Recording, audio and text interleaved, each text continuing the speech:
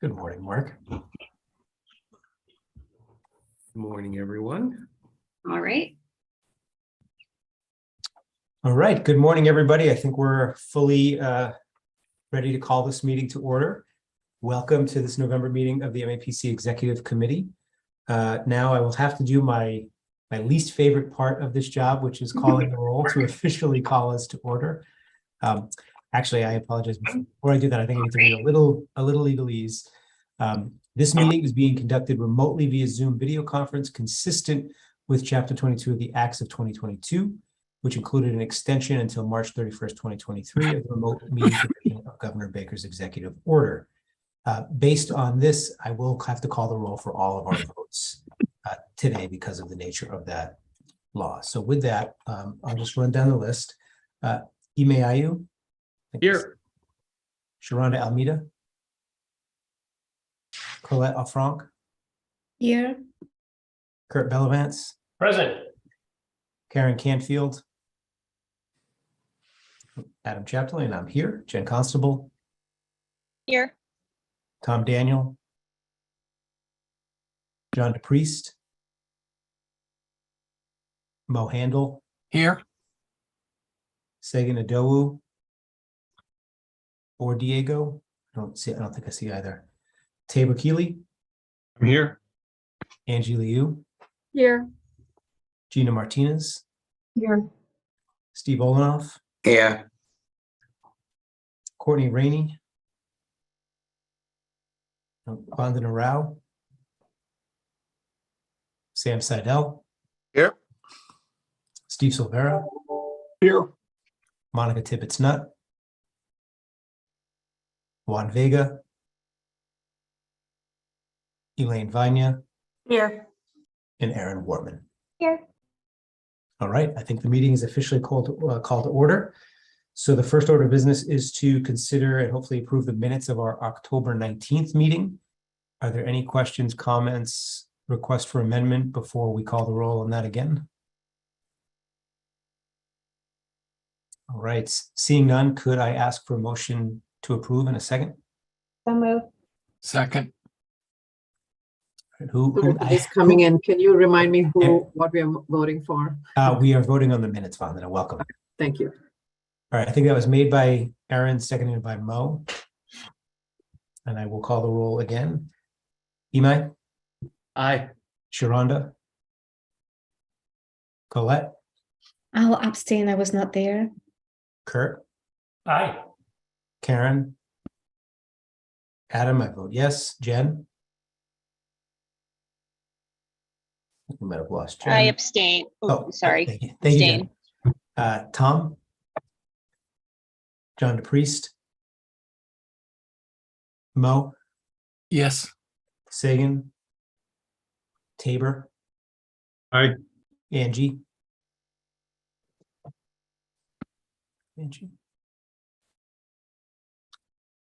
Gina?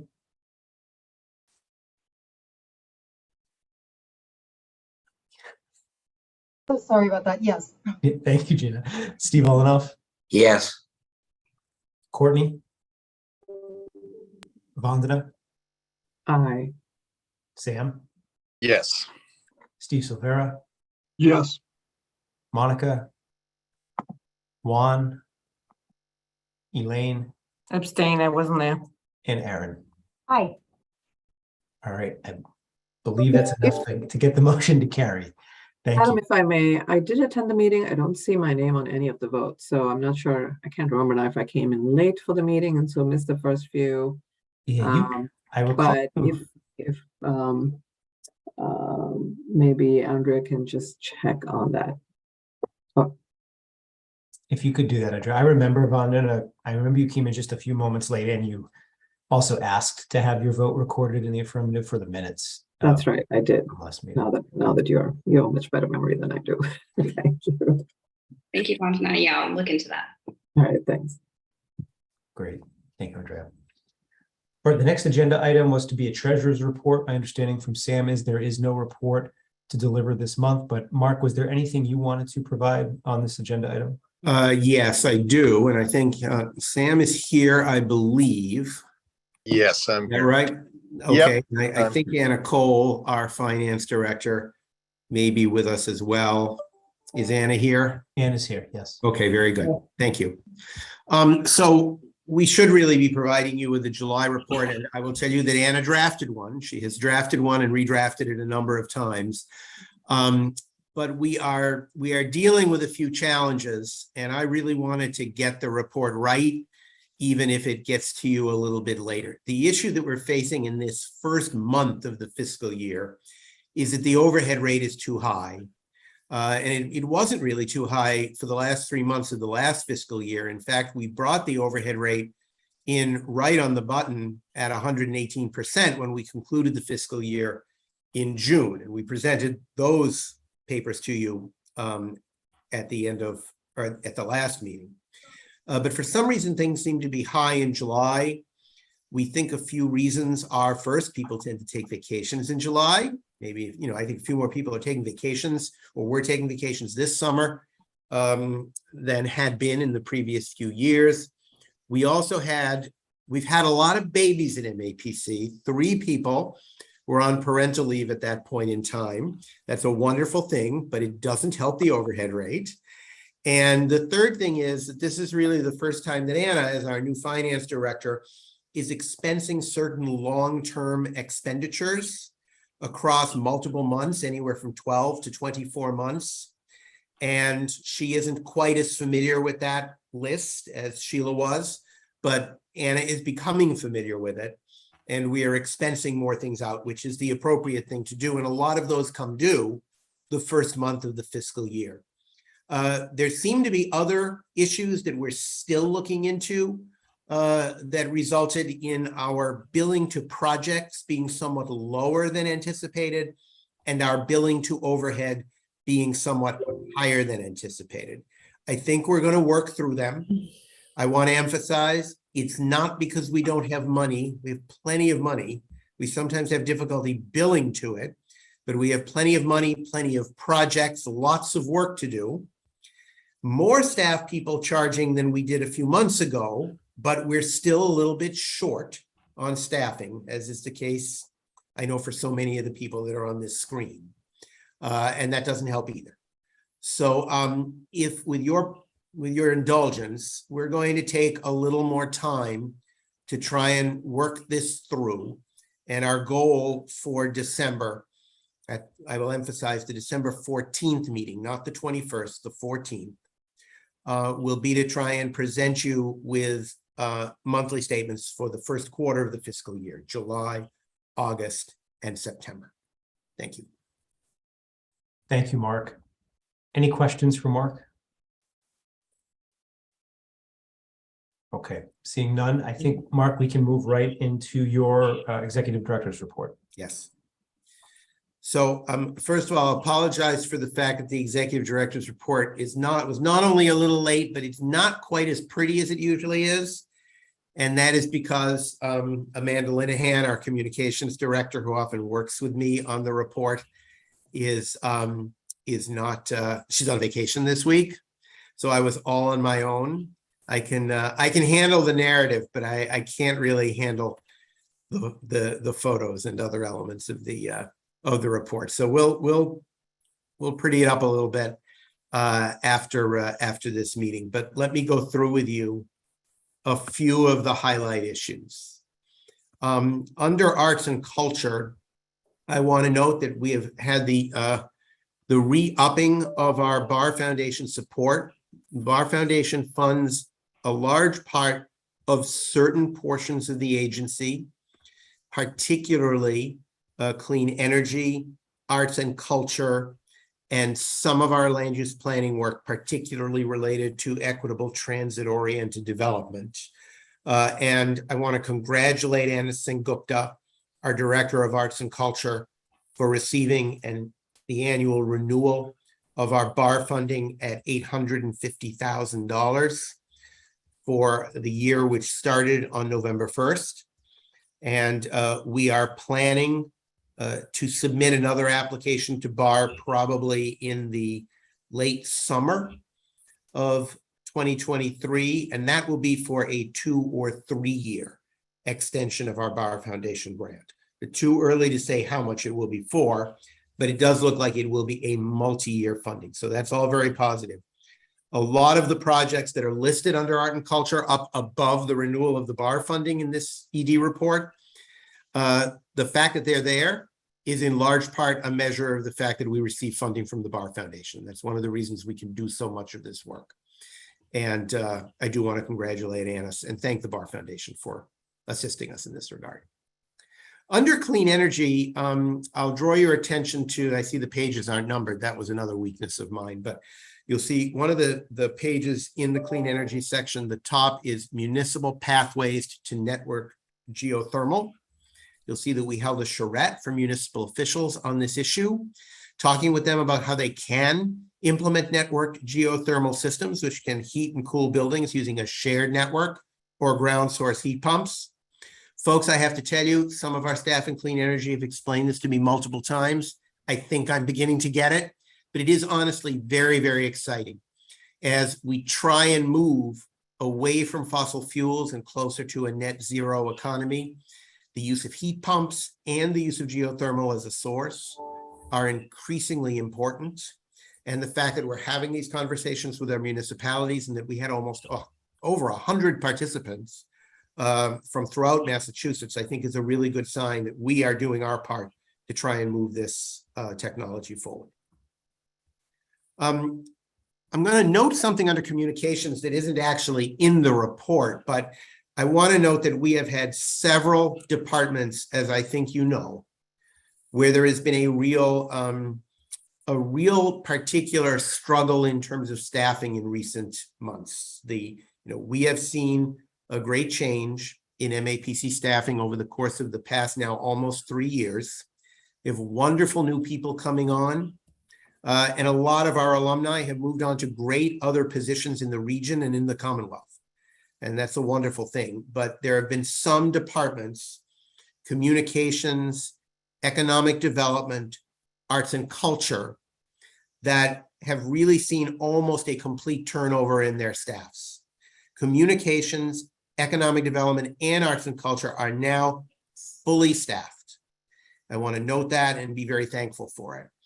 I also want to say that for Amanda Linehan, Anna Sengupta, and Angela Brown, it's a big task now of onboarding all those new staff people, assigning them to projects and getting work underway. They're doing a magnificent job at it, but it's not easy. You know, that onboarding work only starts when people are hired. It doesn't end at that point. It really begins. We are still working, I would say, particularly in the finance department and the clean energy department, to make sure that we are fully staffed. We're going to get there, but we still have a little further way to go. Under data services, I want to mention one item, and that's right up at the top, digital equity. This is a joint activity of data services, economic development, and municipal collaboration. And you can see, if you read that section, that we've completed recently a number of important applications to the Mass Broadband Institute. We've already been successful with one, and we are awaiting a second. They all tremendously increase our ability to do digital equity planning, purchase of equipment and services, and training, particularly for cities and towns, for subsidized and public housing, for schools and libraries, and other places in need of this support.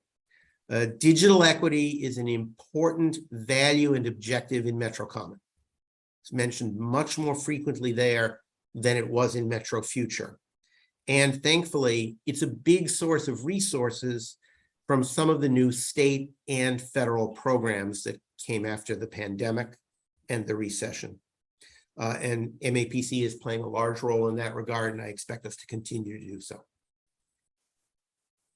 I also see I neglected to eliminate a comment under visualizing SnapED. I'm sorry for that, but you can read that section, which Lily and Jessica helped to put together. Under the environment, I want to draw your attention to the fact that the charter for the North Shore Water Resilience Task Force has been signed by 19 cities and towns and a variety of other organizations. There is a historic photo that Martin Pillsbury provided me with. And we're very pleased to be moving forward in this really important and long overdue dialogue by the residents and communities in the Ipswich River Valley and watershed. You know, Vandana is deeply involved in this work as well.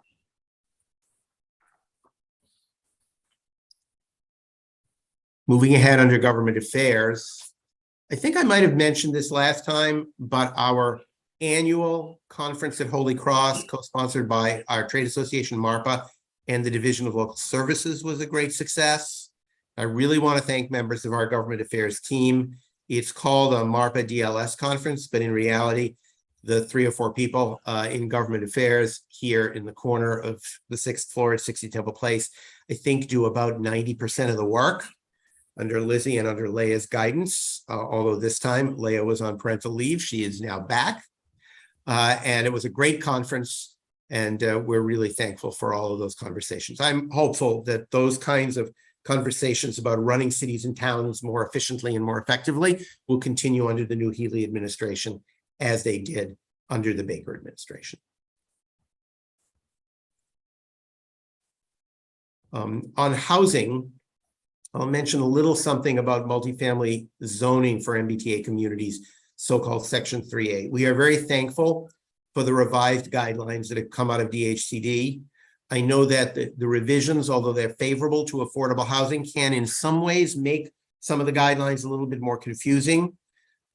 We have summaries and explanations, and our staff in housing, in data services, and in land use are all ready to work with cities and towns to try and explain what the guidelines mean, to provide short-term technical assistance on what some of the options for communities might be, and to enter into longer-term efforts with cities and towns to write zoning. We're already working with Acton, Millis, and Nahant on this work. We expect to be working with many other communities on that effort. So please give us all a call, and we'll get you to the right people. I want to congratulate particularly Raul Gonzalez in the Economic Development Division for the award that you see, $750,000 to the New England Aquarium for their See Ahead project. This is one of multiple awards that the region has received in the last 6 months from the EDA to critical institutions in our area. And, you know, MAPC, as the Economic Development District, is the key partner and really the representative of the EDA in this region. It not only provides us with planning money and enables us to do planning work, it enables us to put funds in the hands of people who need them and institutions that need them throughout the region. So always something to keep in mind, and Raul is always willing to help folks on some of those activities. Municipal collaboration. Some troubling news in the fact that DPH recently escalated all of the health and medical coordinating coalitions in the state to what's called Tier 2 due to widespread capacity constraints and workforce challenges, in addition to pediatric capacity issues within hospitals and the recent rise in RSV cases among children. This requires hospitals to now meet weekly via virtual meetings convened by MAPC staff to discuss challenges and to review mitigation strategies, to share ideas and to share resources where necessary. I've said this many times before, I am so proud of the work that our HMCC staff are doing, particularly Beth Robert and Dan Witz. And whenever we face additional challenges, Lord knows we faced too many challenges on the health front in the last 3 years, they always rise to the occasion and provide a lot of quiet, important, behind-the-scenes help to our hospitals and other healthcare institutions. And that is described in more detail in the municipal collaboration section. Under emergency preparedness, we are working with our communities and metro mayors.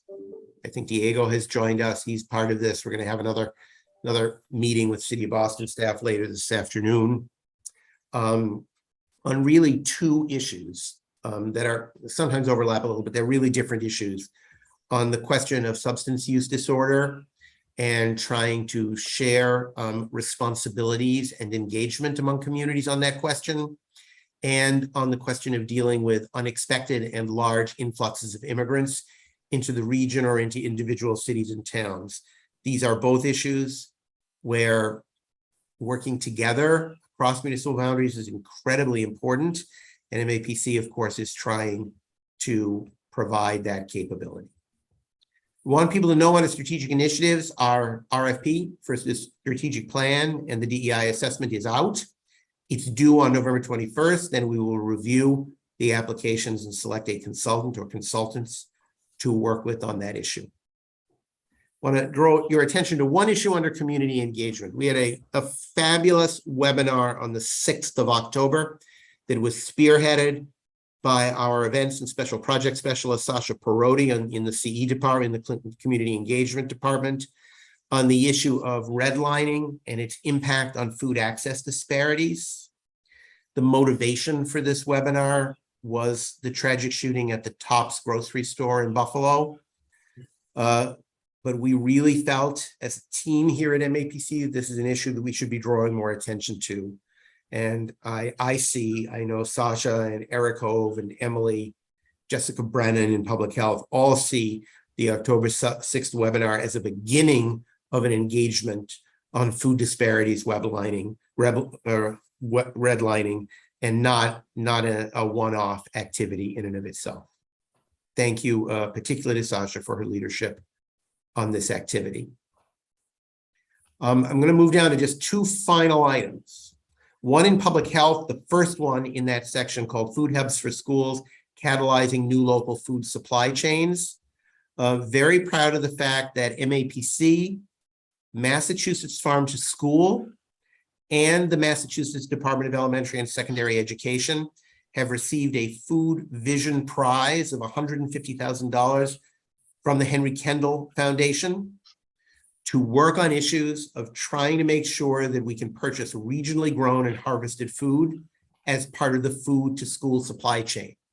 This is an issue that our municipal collaboration department and our director down there, Mark Fine, has been a leader on for years.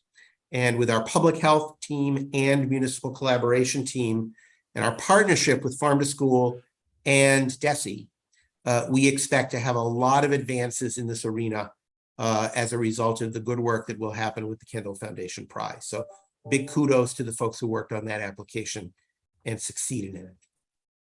And then lastly, I'm going to mention something about blue bikes under transportation. You'll see a photo toward the very end of your report with Mayor Lungokern of Medford and Steve Winslow, a city councilor in Malden, cutting the ribbon for the expansion of blue bikes into those two communities. This year, as of October 31st, 3.4 million rides had been taken on blue bikes in 2022. I'm very proud of this. I think we might have had a blue bike system in Boston, maybe in Cambridge, had it not been for MAPC, but it would never have been a metropolitan system without our work and without the continued engagement of our transportation staff and our procurement staff. I think we should all be very proud of the fact that even in this rapidly changing field of micromobility, the blue bike system has been sustained and expanded and is working well now, I think, in about 12 cities and towns throughout the inner core. Adam, that concludes my report. Thank you, Mark. Much appreciated. Wide-ranging and in-depth all at the same time. So thank you. Anybody I have? realize it also might be the opportunity for a nap in the executive committee meeting. So I just paint. You want us to paint eyeballs on our eyelids? Is that no? But I'd love to take questions if people have any. Any questions for Mark? I have one, Adam, if nobody's. Yeah, please go ahead. Mark, could you tell us what are the possible follow-ups or next steps for the network geothermal? That just sounded really interesting, and I wanted to know if anything like, grants or planning studies would come out of it that, communities could take advantage of. I know there are follow-up steps, but I don't know what they are, Imai. If Catherine is on the call, are you here, Catherine? She couldn't make it today, Mark. She couldn't make it today. I'm going to ask Lizzie to maybe contact Julie in our energy department and just ask her to be in touch with you directly. Julie or a member of her staff who works on those issues will be in touch in terms of follow-up. Glad to do that, Eamon. Okay, thank you, and great work, great initiatives all around. Thank you. Thank We'll you. go to Aaron and then Steve Olenoff. Mark, my question for how MAPC is supporting municipalities with the 48-3A new guidance. Who is the best person at MAPC to contact? Who's the best person to Sure. contact for recent feedback on the guidance? Well, obviously not me, because I didn't get back to you fast enough, so I should apologize for Hypothetically that. correct, but I should apologize for that, but I think that we're a little short here because of babies too, Erin. But I would say Tim Reardon in data services or Emma Battaglia in housing are probably at the moment the two best people. And I will make sure to loop your email around to them and to have one of them get back to you today. Okay, it's not a rush. I think that my email has more to do with talking. We're going to need some assistance with DHCD with their guidance, because I think an unintended consequence has happened as a result of their new guidance that I don't think it has been thought through. Then we should talk that through. To answer your question more broadly, how can we help communities? There are really two ways. First of all, if people just have a question or an issue they'd like to raise, that can, just happen, and we'll try and engage in that dialogue. We also know that individual communities will want to ask us to actually do the technical assistance work to help them draft and design zoning ordinances. And we're going to do that. But I think there are a few caveats. One caveat is that it seems like a fair amount of technical assistance money will be distributed by MHP or DHCD for that purpose. But my sense is it might be a little bit for a lot of communities. And you can't design a 3A district, write a zoning ordinance, and conduct the engagement and advocacy that's necessary to get it through town meeting or city council on a $10,000 budget. That's just not going to work. So we're not going to be able to do all the communities. I would rather that we concentrate and do a good job in a smaller number of communities than try and do a little bit of a slipshod job in 50 communities. So it may take some time, and we're not the only people who can help. The other thing that I would say is that we are going to prioritize communities that are committed to having an affordable housing component in their districts. And the reason for that is because it's the same as before. We can't do 50 communities. So if we're going to spend our time focused on something, we have to focus on communities. We will not only be building additional housing, which of course is a good thing in and of itself, but also doing something to help low-income families. And we can help towns and cities figure out how to do that, because that section of the guidelines is somewhat complicated and honestly made a little more complicated by the changes. Yes. Okay. You and I can connect after. Sorry, on mute. Thank you, Mark. Thank you, Aaron. Steve Olenoff, you're up next. Yeah, the MBTA is undergoing a bus network redesign, and I was just wondering if MAPC hasn't been involved in that, has any opinion on that process?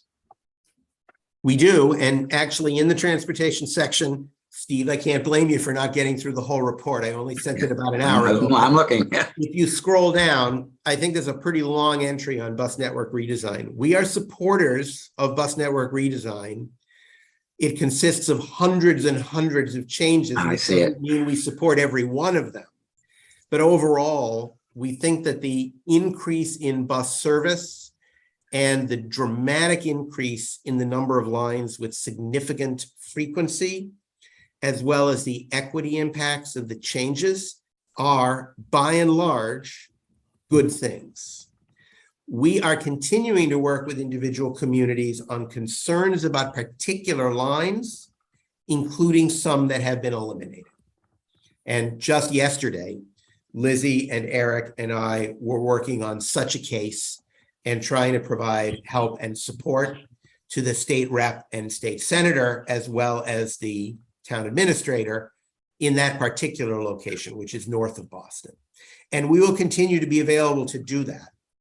At the same time, I feel it's necessary to be clear about a kind of a reality of this program, which is that it involves increasing service to lots of people. And part of that is reducing service to a small number of people.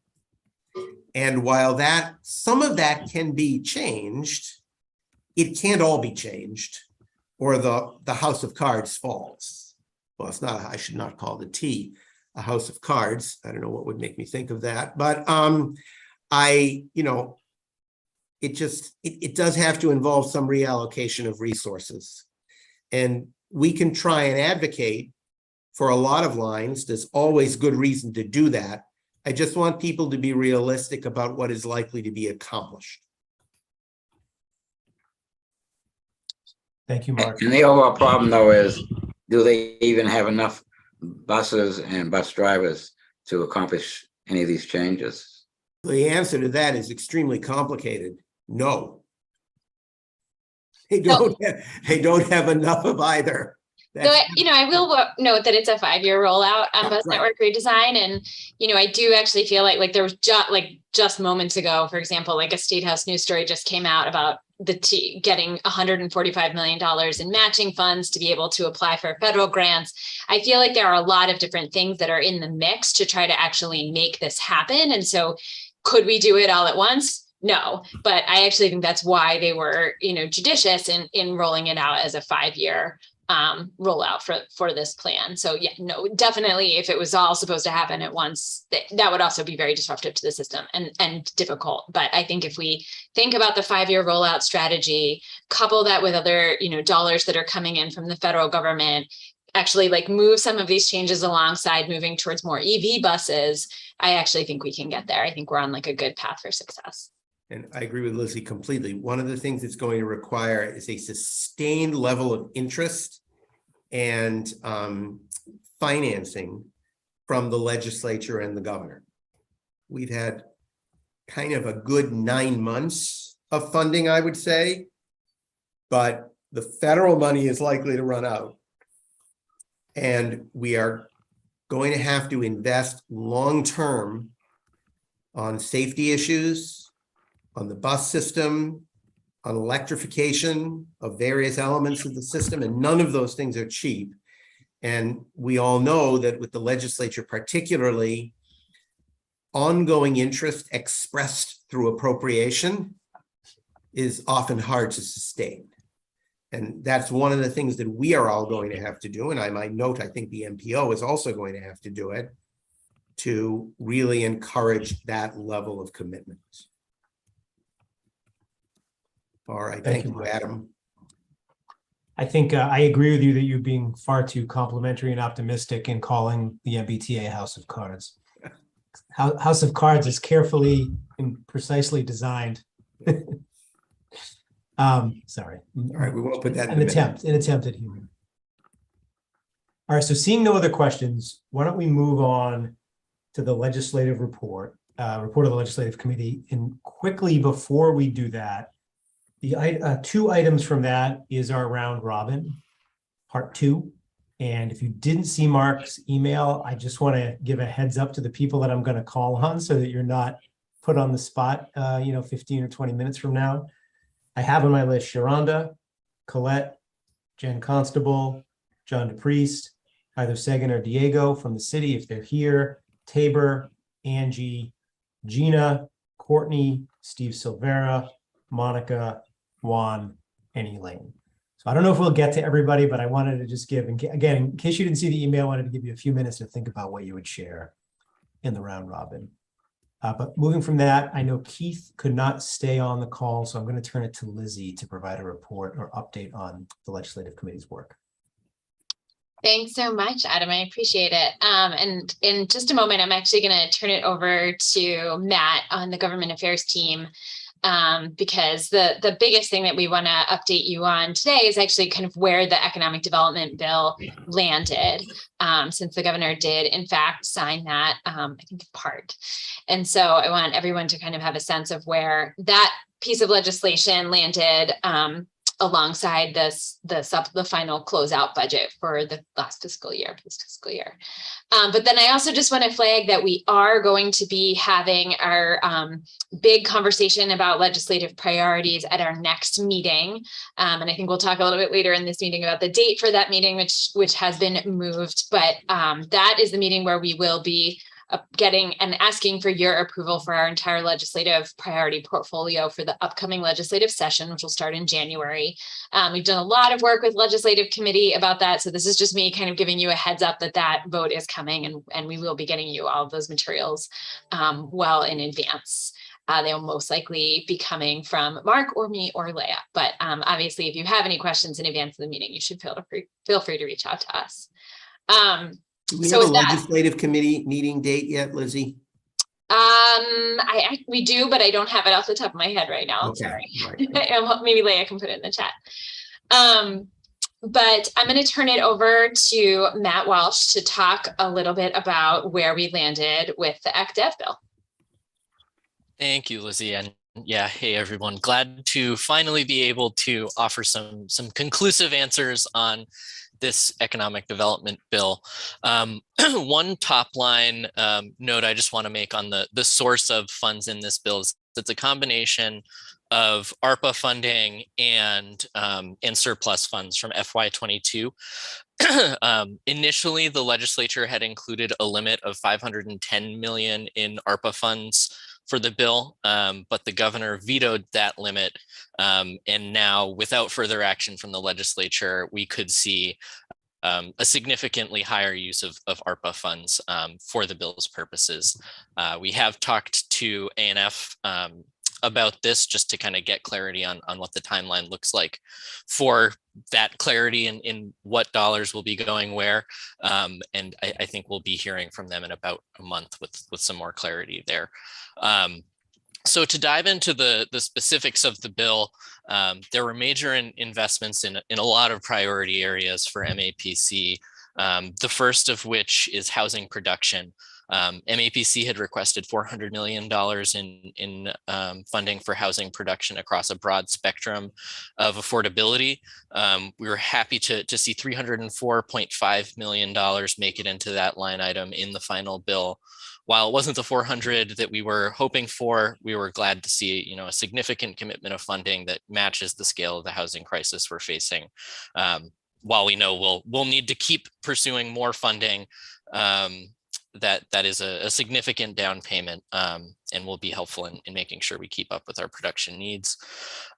Another area that we were really glad to see was a major investment in public lands across the Commonwealth, 175 million for publicly owned lands, with 75 million of that specifically dedicated to environmental justice communities. There were some differences between the chambers in how much of that funding was going to be allocated for environmental justice communities. And the split came down more closer to where we would like to see it, with significant funding dedicated to those environmental justice communities to make up for historical underfunding. Finally, and this is a topic that I'm sure, or not finally, this is a topic I'm sure that is on everybody's minds, energy assistance. The LIHEAP program was given a really unprecedented increase up to $57 million for the coming season. That was a huge priority with, volatile energy prices being a huge concern heading into the winter. We want to make sure that everyone, particularly the most vulnerable in our region, have the resources they need to stay warm through the winter. Moving on to MBTA, we were asking for a $200 million investment in safety improvements at the MBTA. Unfortunately, that was only funded at 111 million. So we as Mark was alluding to earlier, expect that we will have to continue beating the drum and calling for further investment in the MBTA to get the system back up to the levels of safety and reliability that folks in the region deserve.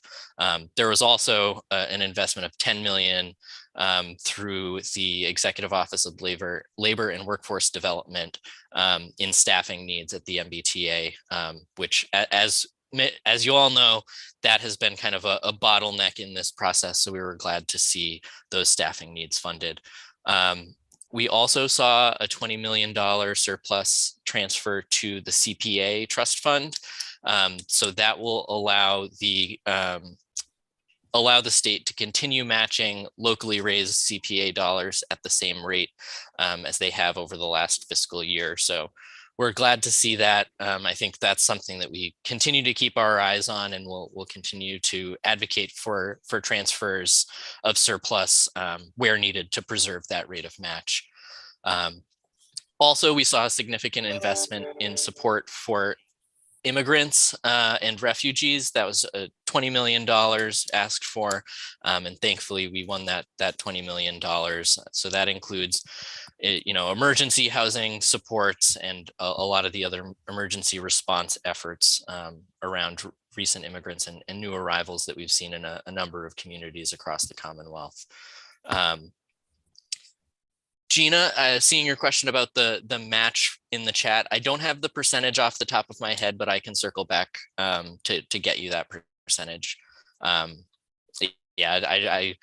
There are some numbers swimming around, and I just want to make sure that I give you the right one. We also saw $153 million in grants for support to small businesses negatively impacted by COVID, which we were glad to see. Unfortunately, however, we did not see the $100 million investment that we had requested in downtown and Main Street revitalization. That's an issue that we'll continue to pursue into the next session, understanding that funding for small businesses is, a necessary support for local economies, but we also have to have the infrastructure to get people to those businesses. Or else the assistance won't be of as much use. Finally, I'll close it out by mentioning Shannon and DLTA. We pursued an effort here, understanding that this was already largely a written bill, particularly with informal session, meaning that one objection to the bill could have stopped it entirely in its tracks. So there wasn't a lot of room to get other items in here that weren't already being considered, but to keep the regular drumbeat of our Shannon and DLTA advocacy, we did work with sponsors to see if we could get those additional funds in here to boost those programs. However, we didn't. So we are, just to be clear, level funded. We have the funding that we received last year, the same amount, but didn't get that additional funding in this round. And with that, I believe I'll turn it back to Lizzie. I think that's it on updates. I just want to see if anyone has any other questions. Questions for Lizzie or Matt? All right, looks like Thank you, none. Erwin. Well done, nice job, Matt. Nice job, Lizzie. Sorry, Adam, I had one last minute question under the buzzer. Yeah, please. What were the can you repeat what wasn't signed by the governor? Like which parts weren't in part or whatever? If we know that. Yeah. So I think the biggest piece that the governor vetoed was that limitation on the use of ARPA funding. So there will no longer be a limit of 510 million. ANF can use essentially any amount of ARPA funding so long as the item to which it's committed is an eligible use of those ARPA funds. There were other smaller pieces. He vetoed $100,000 from one line item, $1 million from another line item, as well as there was a provision that would have made would have required that the Department of Public Health administer CNA exams in multiple languages. He vetoed that for technical reasons. They were mostly, though, beyond that restriction of using ARPA funds, small technical disagreements on outside sections. And I will just note, I think it's important to contextualize what I think is the rationale behind the ARPA change, which is I do actually think it's related to this ability of the state to be able to take advantage of some of these federal match dollars. So to get the dollars out the door more quickly, the administration is taking that like one level of oversight and restraint off their own plates and just trying to get the dollars out the door. So I don't actually think this was a bad shift on their part. Thank you, Matt. Thank you, Lizzie. Colette? Yeah, I just had a question. I wonder if you could give me just a little bit more information about what the money for investment in public lands is likely to be used for. That's not something I know a whole lot about, and I'm happy to take it offline if it's not appropriate here. Yeah, we can follow up. I honestly, you're like, somebody recently asked me a question about this and I sent them to Buzz Constable, who I think is on this call as well. And I'm glad to kind of connect you, Colette and Buzz, to make that introduction. But he's honestly one of our experts on this issue for the agency. Great. Thank you, Lizzie. All right, so why don't we go to our next agenda item, which is a project update on the Shannon Grant work through the Metro Mayors Coalition. And I believe we have Rosemary Valinsky to present. Yes. Hi. We do. We have Rosemary, who's still a relatively new member of our staff overseeing Shannon and other work as well. And she's joined by her supervisors, Amy Riley and Mark Fine. So we're going to, I guess, turn it over to Rosemary. Are you able to see my screen in the Yes. presentation? Okay, cool. Give me 1 second. All right. So I am Rosemary Valinsky. I'm a program specialist in the Municipal Collaboration Department. And one of my roles is the program lead for the Shannon Community Safety Initiative. So let me try. Okay. So the full name of this grant is the Charles E. Shannon Community Safety Initiative. We usually just call it Shannon or Shannon CSI for short. The Shannon Grant is funded by the Massachusetts legislature through their annual state budget appropriation and is administered by the Executive Office of Public Safety and Security's Office of Grants and Research. The program is modeled after the Office of Juvenile Justice and Delinquency Prevention's comprehensive gang model. So this comprehensive gang model provides a framework for coordinated action between law enforcement and citizens to improve a community's capacity to prevent youth from joining gangs and reduce street gang crime and violence. So this is built on more than 20 years of testing and implementation, and the model combines prevention, intervention, and suppression tactics to tackle the root causes of gang violence and establishes an organized plan of action. So through the Shannon Initiative, the state awards funding to 15 Massachusetts community sites greatly impacted by gang activity. So the typical Shannon site is for 1 to 2 communities and includes a law enforcement partner and a few prevention partners, which are community-based organizations. So each community receiving Shannon funding demonstrates the presence of risk factors for youth and gang violence, and their programming must be geared toward participants between the ages of 10 to 24 years old.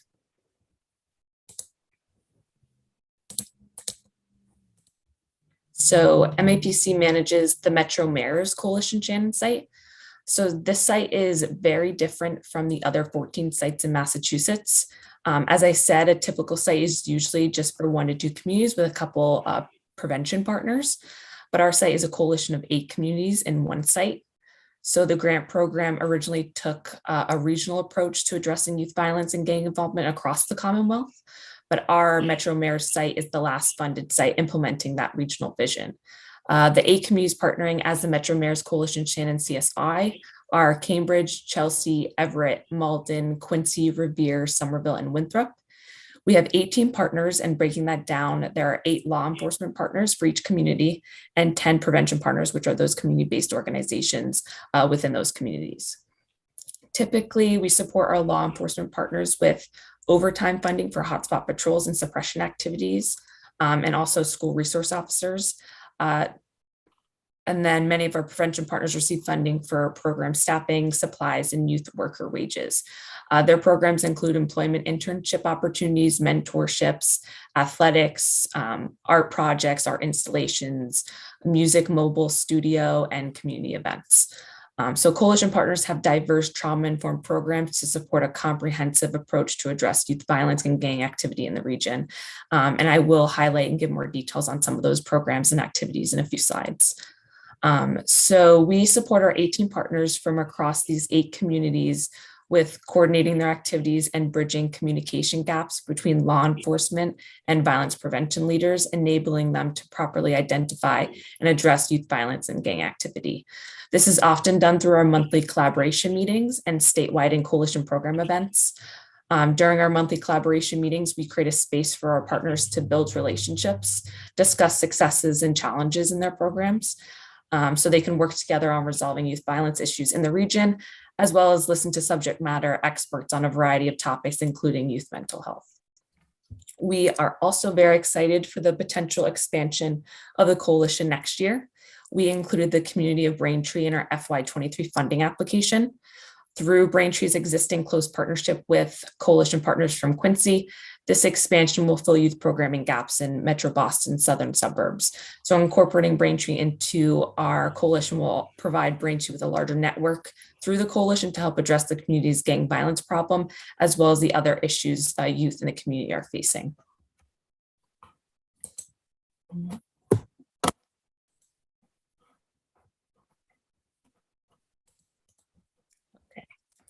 So in addition to the Shannon sites, grant funding goes to support research on the grant program to ensure these dollars are spent in the most effective way possible to help youth and our communities.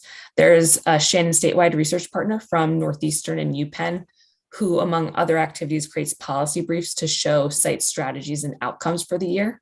So I put a little screenshot on the slide. This is just part of the first page of that policy brief, but the full brief is posted on mass.gov along with other site policy briefs and is key in Shannon advocacy efforts. I could put a link to this brief in the chat as soon as I finish the presentation for you guys to look through.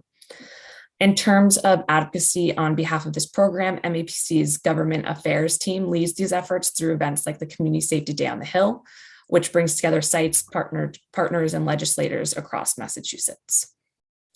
The MAPC Municipal Collaboration Team also partners with government affairs in this advocacy work, as well as on other site events throughout the year. Recently, we held the 13th annual Shannon basketball tournament, which brought together our coalition Shannon youth for this tournament, 3-point contest, a barbecue, and an art project, which was led by a local Everett youth artist, which is very cool.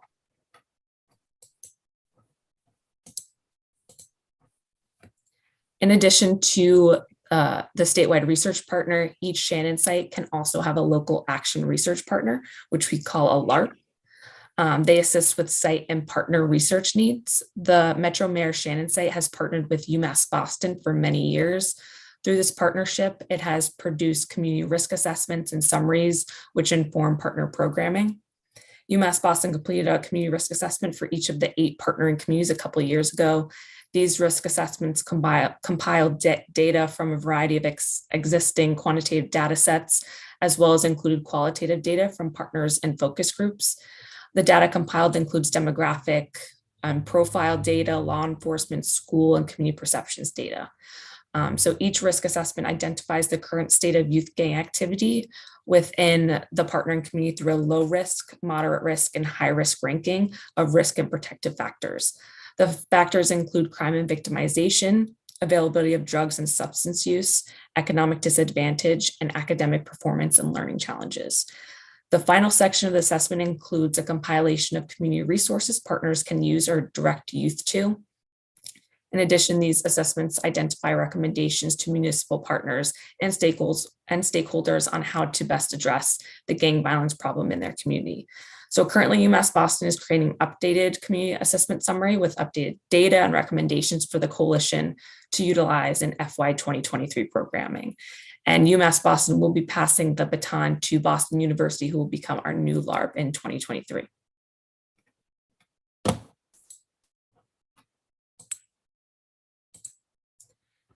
In terms of how the Metro Mayor's funding is spent, the site dedicates most of the funding toward prevention programming.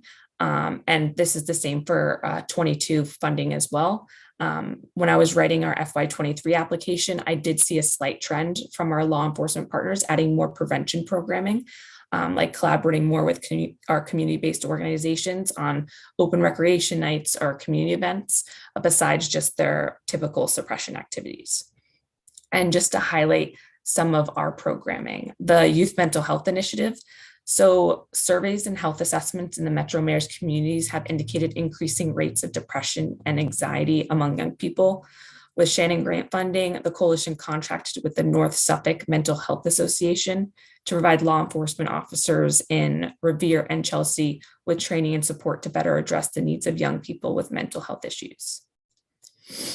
The next one listed is the Beyond the Badge podcast. So this is Winthrop CASA, which stands for Community Action for Safe Alternatives, and Winthrop Police Department have partnered together to create the Beyond the Badge podcast series.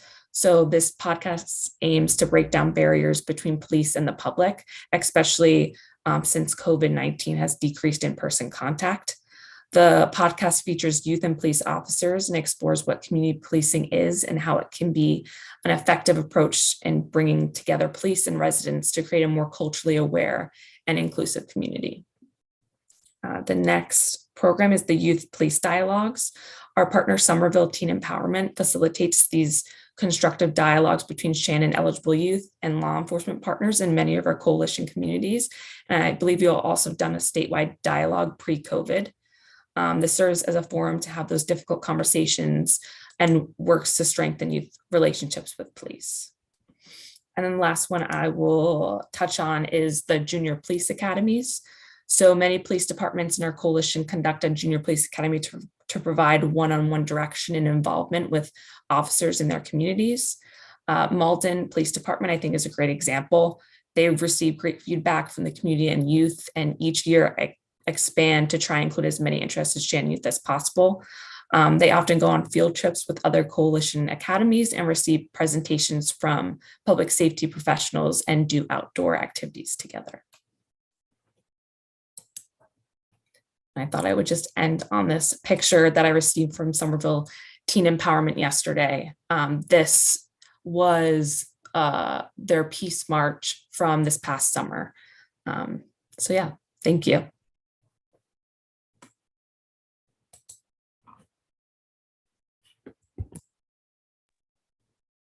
Thank you, Rosemary. That was great. Any questions for Rosemary? Angie? I do. This is Angie. I don't know anything about the grant, so I really appreciate the presentation. What I am wondering, and I don't know that this is a question that's MAPC can answer, but it's I'm just trying to think about this in the context of our collective work and trying to move towards racial equity. And, you know, in 2020, right after the George Floyd murder, there was a lot of national movement and also locally here in Massachusetts about reform of police and just the entire criminal justice system.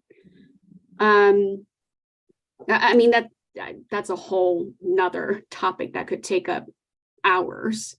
But, you know, I do kind of wonder, you know, whether there's some sort of more thought about in the light of that, is this program really doing what it's intended to do? Because, for example, when I saw the term, and maybe this is like a criminal justice term, like suppression, or like, you know, junior police academies or youth and police dialogue, you know, I can't help but think about what are the unsaid, sort of racial dynamics at play. I do wonder about that. So it's a very large question, but I'm just kind of throwing it out there, acknowledging that there may be, there's not any clear answers. Yeah, Rosemary, I'm glad to jump in here. So yeah, I mean, Angie, I think you're asking a question that we actually also spend a lot of time talking and thinking about at MAPC, and particularly with this program, but then kind of even in a larger context on like the other work that we do with the agency. I will say, I don't know if everyone at XCOM now was around the table right after George Floyd was murdered. We did actually bring together a lot of our communities, actually even together with law enforcement, and largely to actually take a pledge to address some like police issues and law enforcement issues, and particularly around racial justice.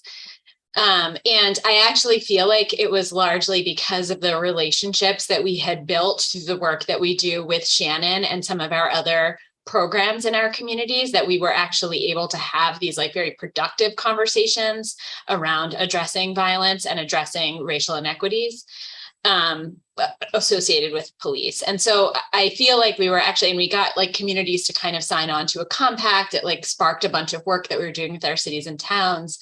And I think Mark Fine and Amy, who are on the call right now, who really run all of this work for the agency, I think they would agree. I don't think I'm speaking out of turn to say that I really feel like it was because we had built these like collaborative relationships, that we were like these trusted partners where they could have conversations honestly about things that they could do inside like their own police forces to make these changes.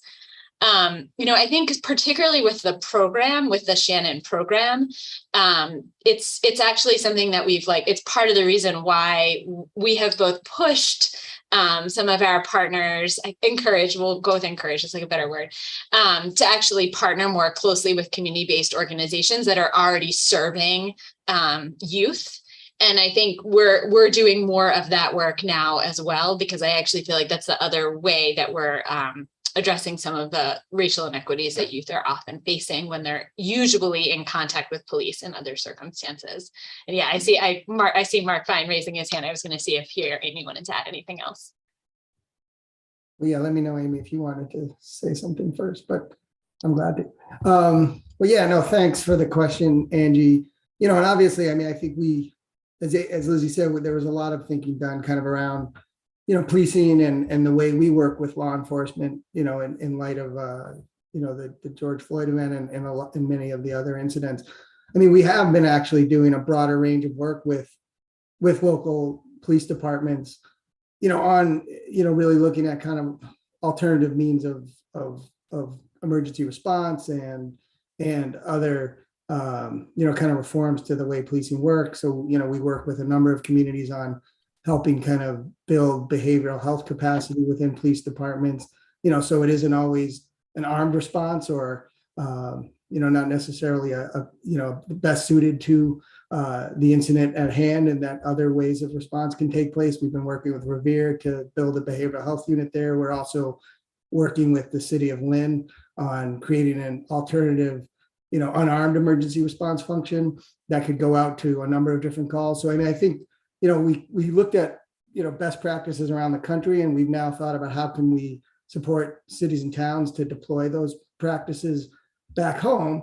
I mean, I would say, I think Shannon's also part of that. I mean, like things like the youth mental health initiative we launched through Shannon, that really, we hired a social worker, contracted with an agency to provide a social worker who can actually work alongside law enforcement to kind of better tailor interventions and those type of things. So it isn't, kind of just a law enforcement response. So, I mean, we have kind of seized those opportunities, but I think in part because of the trusted relationships we've had. And believe me, there's plenty of folks within law enforcement that are looking to do things differently and would like to do things differently. So, I mean, I think we've kind of taken that opportunity to do that. And, it was really through a number of conversations with law enforcement about, how we could do that.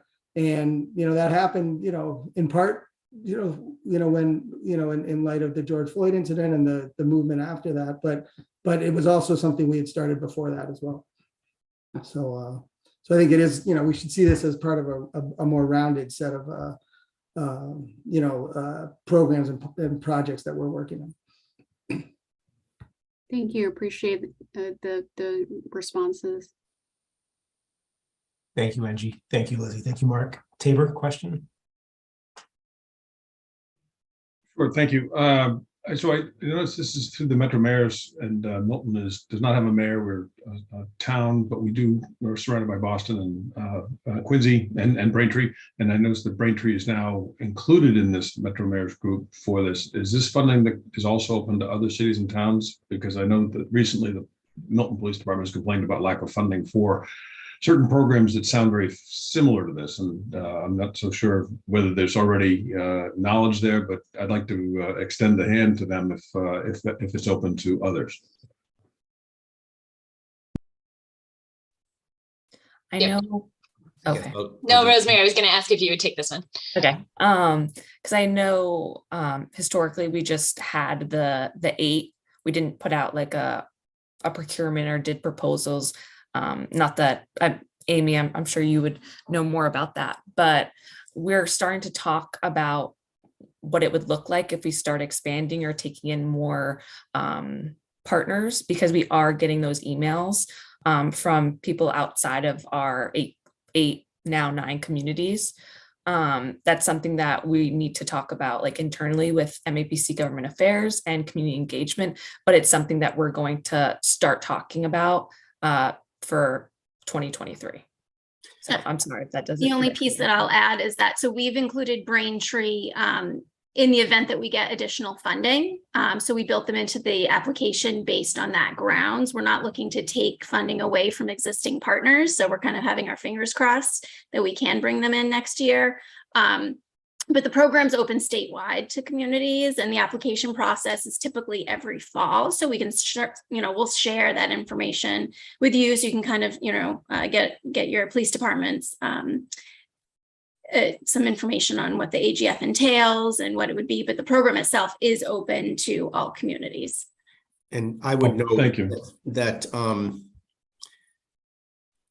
Milton is an unusual case. Tabor, Boston has a Shannon grant of its own, which Diego may know the answer to this question. I know that initially that grant was Boston and Brookline. I don't know if Brookline is involved in that anymore, but connectivity for Milton is, it's valuable to connect with Quincy and Braintree. It's also valuable to connect with Boston.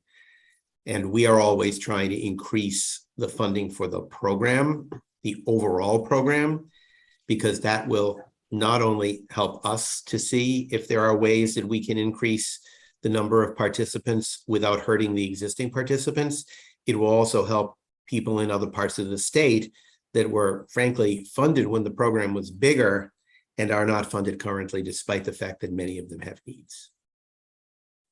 Thank you. I was just stunned the other night on a call with a group of the Milton Police, and they were relating how many of these appointments that they've had, or not appointments, calls with Quincy and with Boston.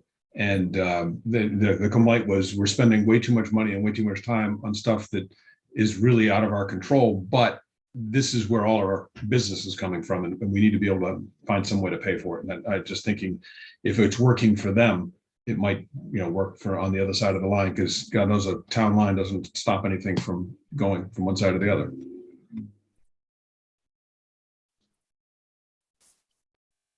All right. Thank you, Tabor. Thank you, Mark. Thank you, Amy. All right. I think let's close up this agenda item so we can take the last 20 minutes or so, or 19 minutes, to do our round robin. Probably won't get through everybody today, but let's I'll start the list in the order that Mark listed it.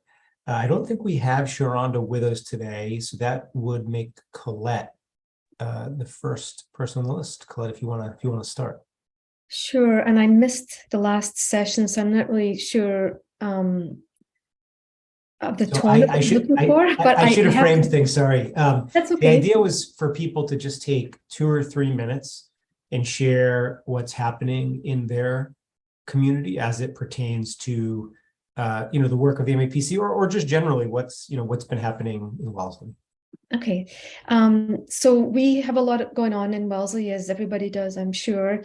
We're juggling 3 large capital projects, 2 new elementary schools. One just broke ground, but the other is still in 60% design stage right now, and we're partnering with the MSB on that project. So we already went, because it has a different process than our normal town process, we already went to ATM for funding and then passed the debt exclusion. So we've got the approval, we've got the debt exclusion, but we're still in design and the costs are really increasing. And we've had our second round of value engineering, and it's just really challenging to keep cutting costs and still maintain some sort of parity between the 2 schools that we're trying to build almost simultaneously. So that's challenging.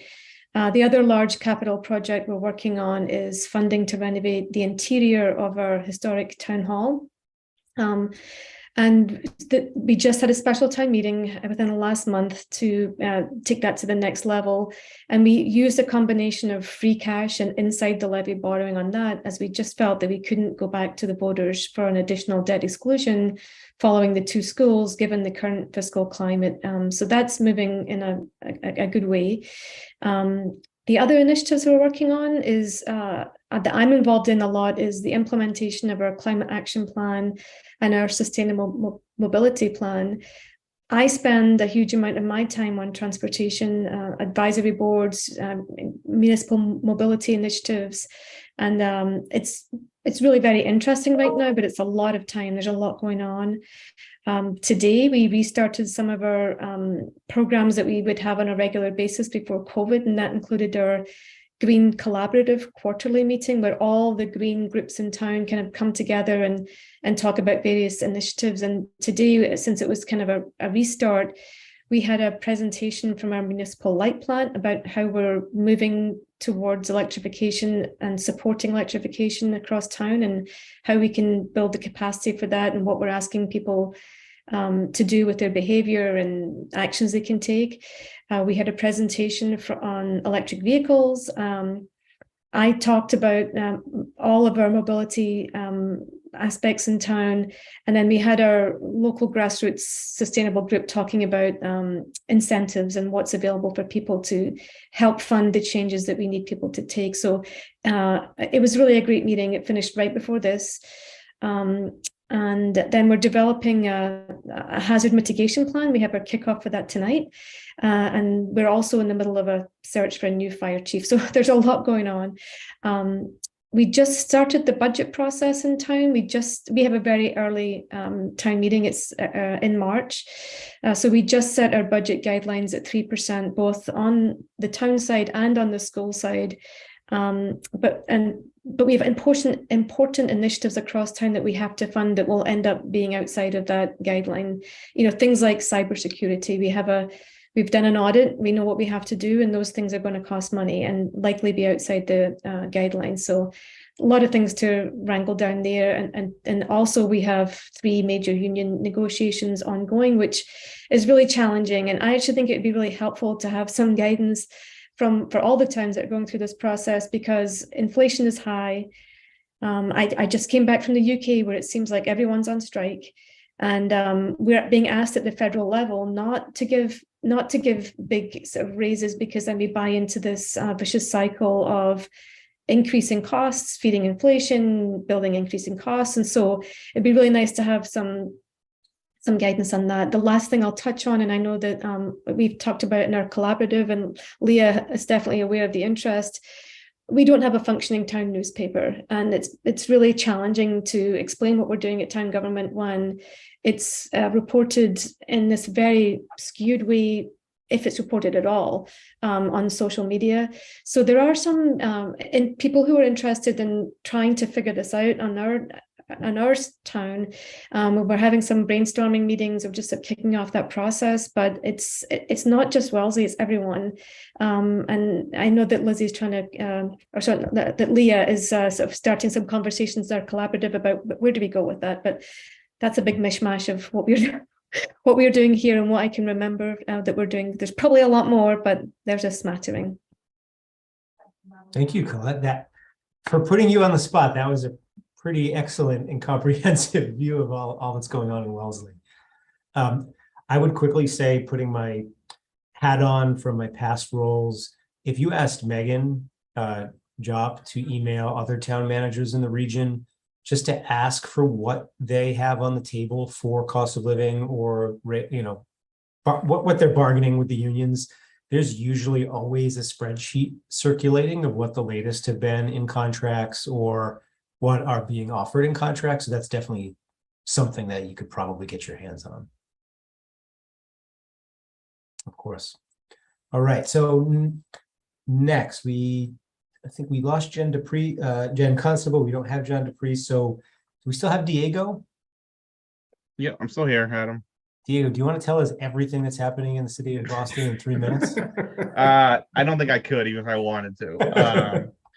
So, similar to kind of the MAPC team and a lot of advocacy organizations, we're kind of finalizing, we're continuing to have internal conversations with city departments and agencies to kind of, some of the folks, because it's a new-ish team, some folks are well-versed in kind of the legislative and budget process, others are totally new to it. So just, kind of walking them through that process, asking for input in terms of what bill priorities they may want to see, or what the circles that they're a part of, like what items have risen to the top, and then on the budget side, which state budget items come directly to the city, which are more kind of statewide, but items that the city accesses, and then like that's kind of we're doing a lot of, and then the more like extracurricular stuff is just like planning a holiday get together with the state delegation, which should be kind of fun and cool, and then just honestly fires that come up here and there, like Mark alluded to earlier. Meeting with some folks from MAPC a little later today to talk about some opioid related work and ways the Metro mayors may be able to like help out, or ways Boston can chip in to continue that conversation. So I'll stop there. Great. Thank you, Diego. All right, I think, why don't we next go to Tabor?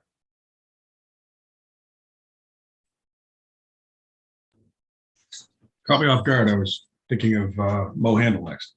Okay, so we are in the process of Milton is in the process of permitting various stages, 7 40Bs, and this is what happens when you fail to plan.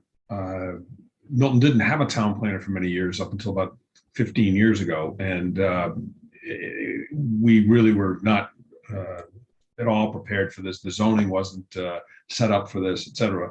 And it's been very difficult to get the town into planning for affordable housing, and now we are not planning for it. We're just reacting to it, which is unfortunate because we've got a lot less to say about it.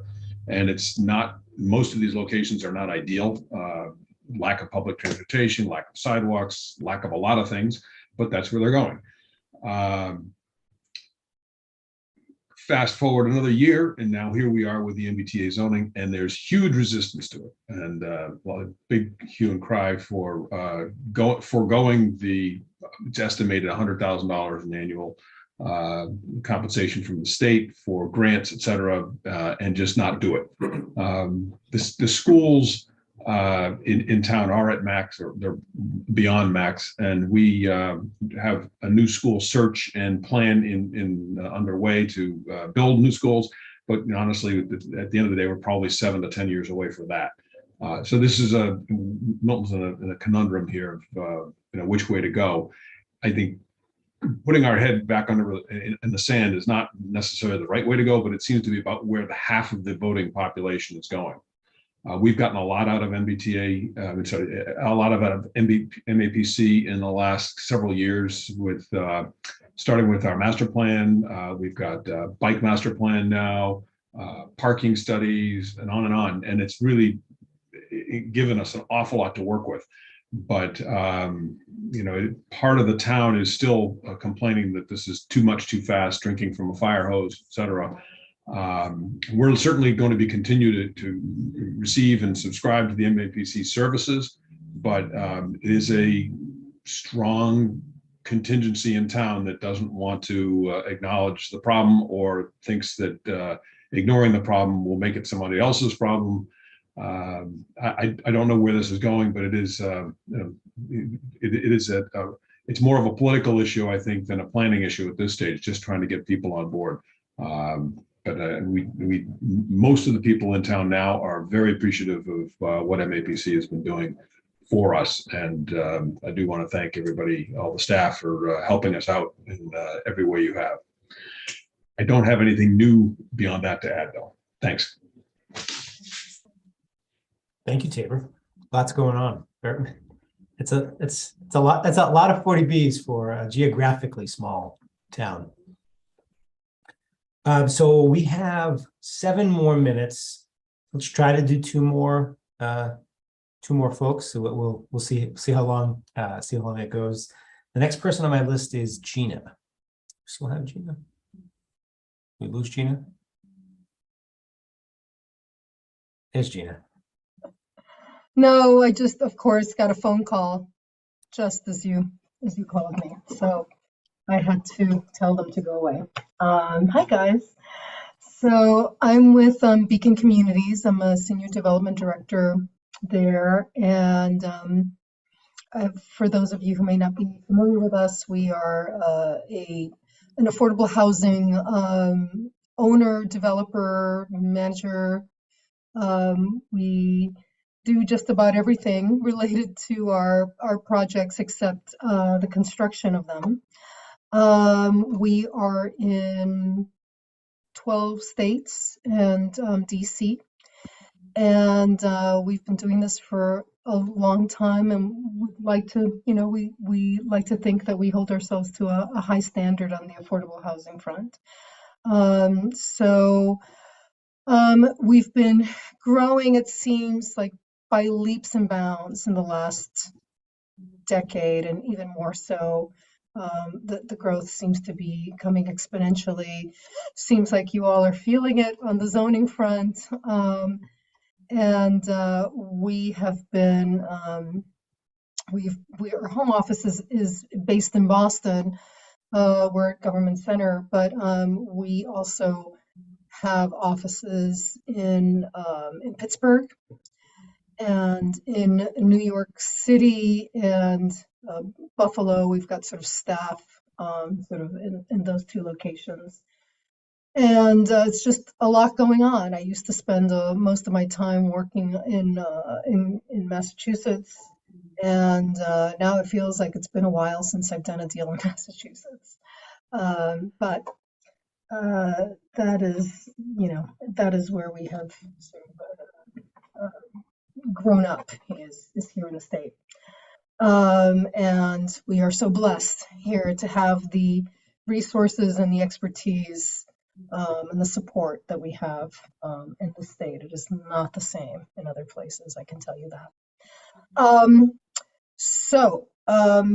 Personally, I live in Melrose, and one of the things that you guys may be interested in, and we have more folks from other towns reaching out to us, is I lead a group of like 4 or 5 people here who have been putting on the Porch Fest.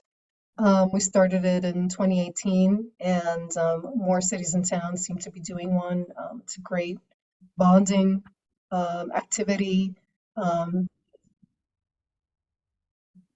We're recording, apparently. Okay, I thought we already were, but Yeah. I don't know what caused that. So. I don't know. Yeah, it didn't stop. I think it just reminded us. Because you were about to say something you have to be careful about. I usually am. You know me, Mark, but I'm behaving myself. We were just talking about music, so maybe that, So we've had some folks reach out to us about how we've been doing it, and so we hope to. We're happy to sort of share our lessons learned and how we do it in Melrose and with others, and also hoping to expand it to beyond Porch Fest, but to other community activities that would maybe benefit from music.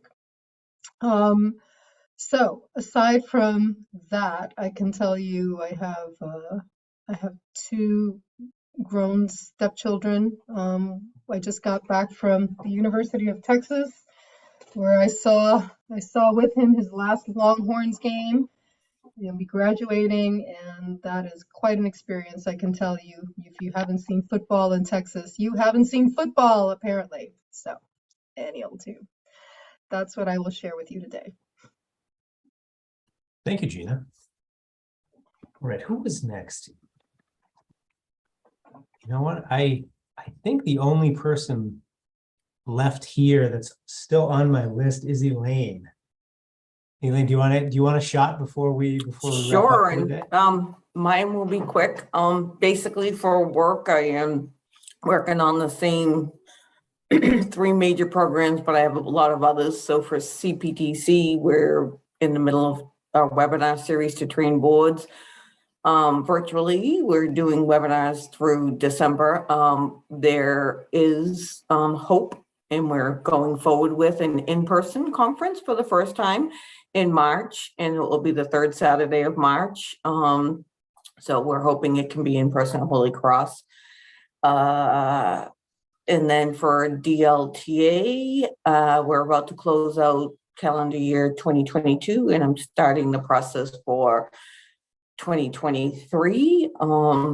I was hoping for more money, but also not hoping for more money because the spreadsheet to distribute the money is quite challenging for me, the way they have it done. But so that's DLTA, and we're working on that process. And then for 40R, it just seems to be busier and busier as we go. I also believe that I'm going to be internally consulting with internal DHED staff on the whole Section 3 MBTA communities, but I am not a Section 3A MBTA staff person, just to make it clear out there. And I think that's about all. Oh, and it should be getting quite exciting because the governor-elect and the lieutenant governor, I believe, if they go through with what they said in their campaign, should be some new and exciting times for DHED coming.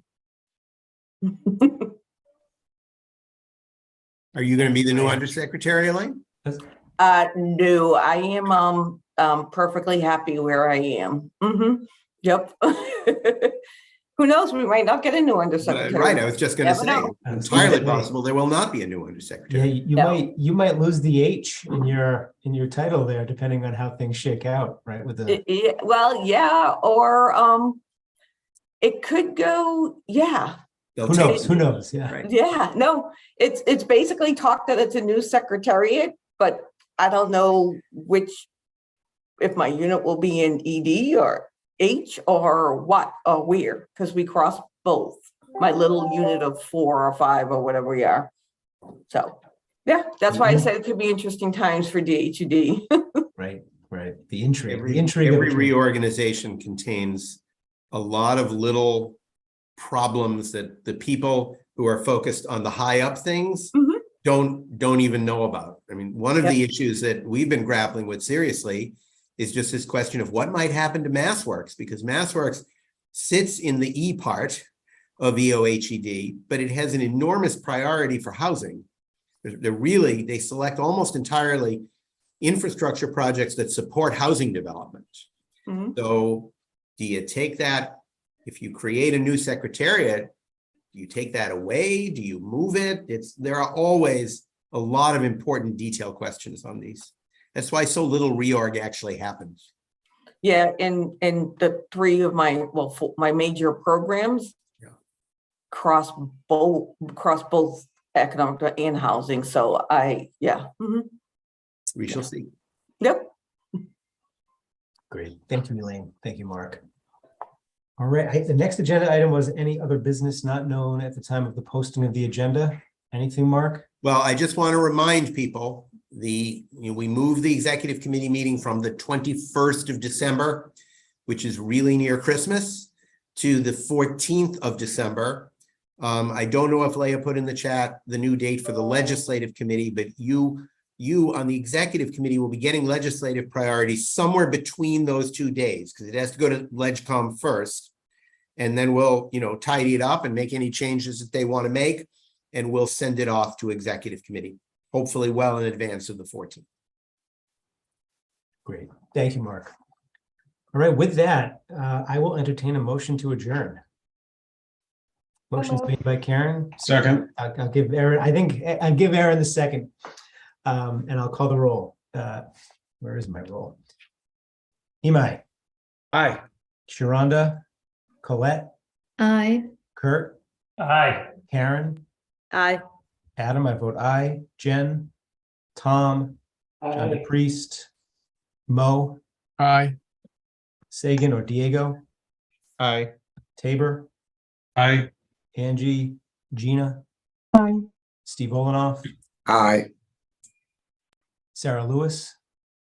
Aye. Courtney Rainey. Vandana. Sam. Steve Silvera. Monica. Juan Vega. Elaine Vanya. Aye. Aaron Warman. Hi. Meeting is adjourned. Thank you all. Really appreciate your time today.